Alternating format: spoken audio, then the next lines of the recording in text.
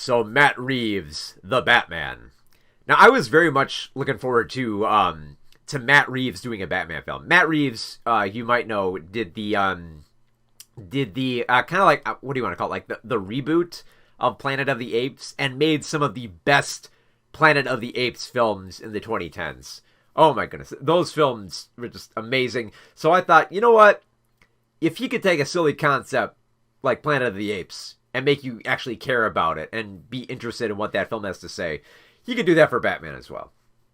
Like Batman is like, the thing is, like, Batman almost feels like an uphill battle. Like, you got to convince people to be invested and interested in a film where someone dresses up like a bat and solves murders with costumed villains. And he does it here because he very much delivers, I think, the Batman film that a lot of people want right now out of this character, which is a detective story. And this does feel very much like a detective story. And for how much it might be worth, I'm not sure, how many people have dig this aspect, but this feels the most like a detective film more than any other Batman film. Like, I think the bar for that was kind of like Christopher Nolan's The Dark Knight. That did a great job setting up Batman as a detective. I feel like this film does a lot more, though, to stress how Batman is a detective. And I also think show a better brooding sense of him. Because the thing is, I love how they set up Batman here as, like, they don't establish him as, like, just starting out as Batman, or like he's been in this role for a long time. They set this up as kind of like Batman on year 2 of his crusade to fight crime. And at this point, he's kind of like questioning himself. Because they bring up that, like, very early in the film, they bring up the line where, he beats down on a criminal and says, "I am vengeance." And what's interesting is, in the trailers, they show you that scene, and you're supposed to kind of be, like, impressed, like, oh, that's the Batman I know. But the thing is, they show that scene early to stress, like, how little Batman has done in this city. Because he beats up on these criminals who are harassing this victim. And once the criminals leave, Batman says, like, hey, it's okay, I saved you. And the victim is still like, please don't hurt me. Because he's terrified. Because, like, the thing is, at that point, Batman starts questioning himself. And, of course, Batman, played by Robert Pattinson here, who I think does an amazing job for this type of character. Like, this is a character you can kind of sleepwalk through, but I think Pattinson does this so well, mostly because, like, this is a character you want to remain an enigma, but you also want him to kind of have some emotion and depth to him. And I feel like a lot of that comes across even when he's got, like, the big cape and cowl on. Like, it used to be, like, a saying with Batman, like, the only requirements for playing Batman is that you gotta have a jaw. You gotta have, like, a very cool jaw, because that seemed to be the only requirement for characters like Val Kilmer and George Clooney. And here, he actually kind of does quite a bit of acting with, like, his expressions and his eyes, even when they're all covered in, like, the black of the cowl, which actually makes him a very interesting character. I like how he has this draining nature where he's documenting everything that he's done to kind of, like, fight off crime in Gotham, and realizes that I haven't really been doing that much, and that all this fear I've been generating might be doing more harm than good. And I thought that was really interesting, because it feels like that's an aspect of Batman that rarely gets questioned. And that's, like, to skip ahead a little bit here, this is the aspect I love about Matt Reeves' The Batman more than any other live-action Batman film, is that it focuses more on Batman and Bruce Wayne as a character. Because, like, the gold standard for me of a Batman film was Mask of the Phantasm. And the reason that, like, this was, like, the animated film from, like, 1993. And the reason that I think that film works so much is because you focus a lot more on Bruce Wayne and his history. And what I loved about that is, like, there's probably the best scene in that film is when Bruce Wayne goes to the grave of his parents and basically argues with them about not wanting to become a vigilante and not wanting to focus on crime because it feels like he's done enough. And the reason that he's arguing for this is because he feels like he's found a romance in his life, and that he didn't count on being happy as part of, like, his growing up and trying to make Gotham City a better place. So there's very much a heavy focus on Bruce Wayne in that film. And in The Batman, we do get a lot of focus on Bruce Wayne. There's very much a central focus on, like, the sins of the father, realizing that, it's not just a matter, like, you can't just rely on Batman to fix Gotham City. You, as Bruce Wayne, with this power and everything you have, you've got to actually try to do something about this. And I love how that, like, there isn't like really an easy answer given to that, because there's basically like a heavy level of corruption that's been going on for years before Bruce has even, entered the picture in this. And it's basically a lot of weight to put on his shoulders, but also something that he realizes he cannot run from. He's got to address the problems with his father. His father was not golden. He had some dirty dealings with the mob, and he didn't answer for a lot of problems that happened within Gotham City. And that conspiracy gets drawn out by the Riddler, played by Paul Dano, who spends most of the film just kind of like masked as like the big enigma, And the Riddler basically leaves cryptic clues while he's killing off these prominent politicians and law enforcement who are involved with the mafia and have had these dirty dealings. And I found it interesting how the Riddler kind of strings Batman along for these crimes by addressing his riddles and his clues specifically to Batman. So basically, essentially, like, I mean, this is kind of going to be a spoiler, but basically, the Riddler is kind of like goading Batman into becoming his vessel for revenge, to kind of like draw out all the terrible people and to unearth it and to do something about it. And if he doesn't do anything about it, then he'll basically try to find his own way to kind of like make Gotham pay.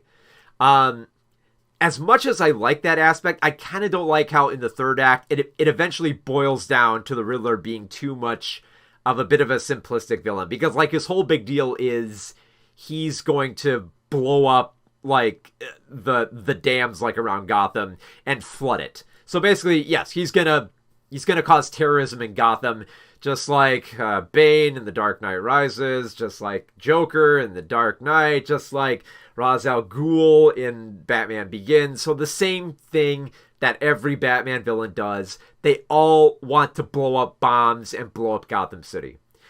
And this is why I still kind of like Mask of the Phantasm more, because Mask of the Phantasm is not about blowing up Gotham City. It's just one person trying to get revenge on mobsters.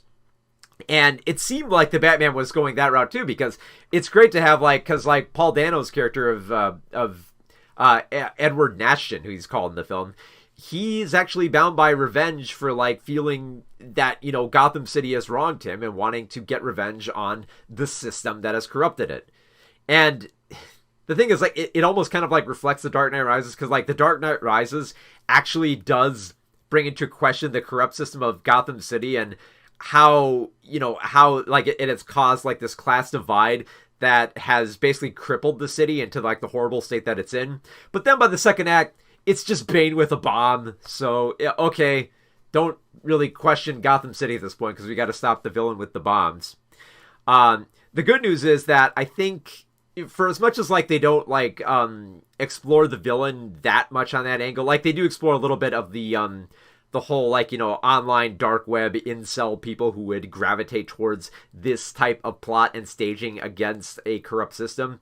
I do like how the focus more on Batman makes this film work better. Like when we get to that climax, when Batman has to stop a whole bunch of assassins and the city basically floods, I do like how there's that one moment where Batman realizes, I can't just look down on the city.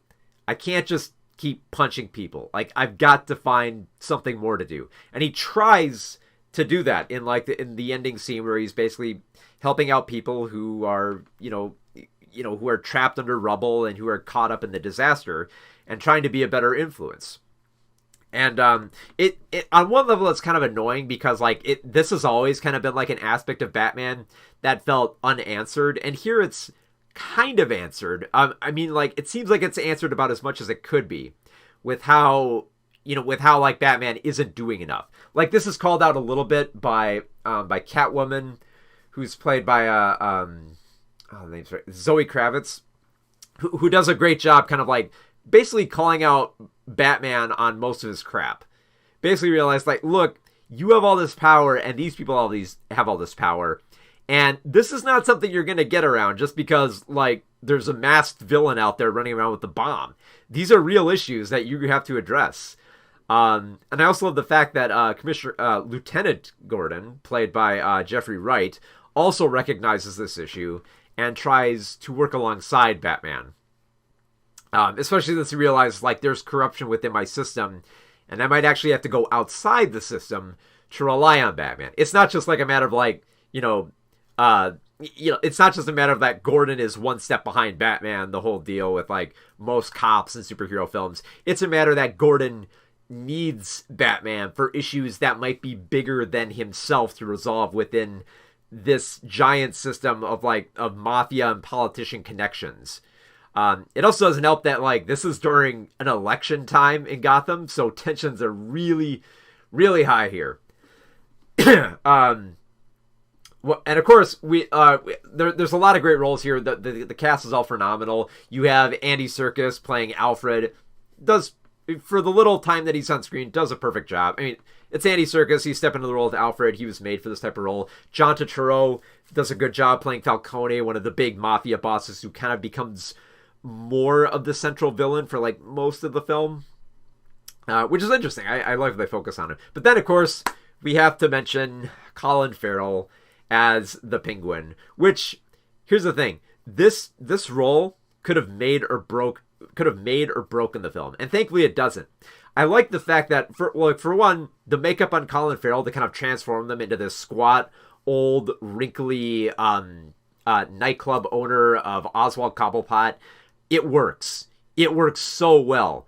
And I think it works so well because you don't make him that much of the central focus here. You don't make him like this conspiring, like, yes, I have the bombs, Batman. You are going to have to listen to me. And it's like, no, he's actually just like a criminal nightclub owner who kind of has a little bit of information on what's going down in Gotham. I also love the many scenes in, like, in the Iceberg Lounge. I love how they've kind of, like, modernized a little bit so it's believable as a criminal underground. But then also there's a lot of great fights there. And then we gotta talk about, like, the Batmobile chase. The Batmobile chase is amazing just for, like, how well it's shot with, like, these very, like, steady cameras going into these scenes that are very chaotic. Like, think about these scenes. There's the scene is where the Penguin is trying to escape from Batman, who's in the Batmobile, and they're going through traffic with all these trucks surrounding them on a freeway at night with rain pounding down on them. And the camera is incredibly steady in these scenes where, like, cars are flipping over and there's explosions and they're toppling over each other, and Colin Farrell's getting bounced around inside this car that topples over. And it's shot so well.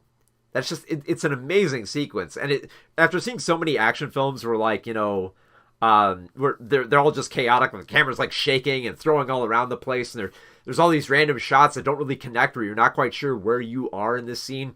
This scene is actually handled amazingly well, where you're never lost. You always know where Penguin is. You always know where Batman is. There's great anticipation and build up and tension when, like, the trucks slam together and crush throughout. It's such an amazing scene. It made me think back to how much I loved the very steady sequences of something like Ford v Ferrari, where the whole thing was a car chase, but that's a very, like, expertly shot car chase where you are never lost. You always know what's happening there. And most of the fight scenes where Batman's just doing hand-to-hand combat hold up pretty well here as well. The aspects that I didn't like of the film, like I said, the aspects I didn't like are mostly towards the end of the film, mostly when, the Riddler has the bombs. And then, of course, you have the scene that was apparently inserted after test audiences watched it, which was having the Riddler interact with the Joker, teasing for another film, which, I think we learned in, like, a deleted scene, I think there was more to the Joker, but the Joker was more of a supporting player, similar to the Penguin. And that very much seems to be the case, because I think Matt Reeves is considering other villains besides the Joker, which I hope he does. Because, like, the Joker has been in a lot of Batman films and non-Batman films, So, thank you for the subscription, Sids. So I think, like, I'm not going to, like, I know, like, this happens whenever, like, there's a big Batman reboot. This happened after Batman Begins. I remember coming out of that film and having the same reaction that every Batman fan had, which was like, okay, what film are they gonna do next? Which villain are they gonna put in the next film? And I'm thankful that they're not just gonna do the Joker, like, because when we watch Batman Begins, like they show the ending with like the Joker cards, like, okay, we know that the Joker is coming next, but we were hoping for more, more different types of villains. And of course, I could chime in here saying, oh, I want to do the ventriloquist, or go with Robert Pattinson's funny idea to just do the Condiment King. Why not? I had this like funny image in my head of like just like Barry Koenig, the guy who played the Joker in the film, becoming the Condiment King, just shoving like ketchup and mustard into his face, saying, "Gotham City is a hot dog without flavor. I am the condiment it deserves." Just some ridiculous. Wait, why not? Why not make a funny Batman film? I mean, as it stands, like, I feel like there's a little bit more I could do, but there's a lot that I did not expect a Batman film to do in this film that Matt Reeves actually does really well. It's expertly shot. Casting is amazing all around. The tension that broods throughout is amazing. Also, I think like the score was done by Michael Giacchino, and it didn't feel like a Giacchino score. Like, you have like that epic Batman theme that they're trying to make here, especially one that it feels like very intense, just like with like a lone piano playing those low notes. It really feels effective in those scenes. Just an amazing soundtrack, just an amazingly made film all around. That like I was debating on it, like I still like The Mask of the Phantasm more, because I feel like that really gets to the core of what I like about Batman and how you can make an interesting Batman story without just blowing up Gotham City. But in terms of live action Batman films, I think Matt Reeves' The Batman is my favorite.